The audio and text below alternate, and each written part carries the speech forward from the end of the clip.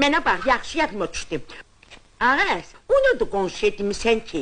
Həkimin gerək əlləri tərtəmiz olsun, hə? Mən başqa mənada demişəm o sözü. Hə? Deməli mən anlamıram.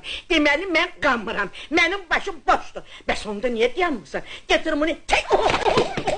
Axı mən sizə neynəmişim? Ağız daimından artıq neynəcəsin? Ağzımı açmağa imkan vermirsən. Birin deyirəm, beşin deyirəm, beşin deyirəm, 15'in yatısı. Nə istəyirsən məndən, hə?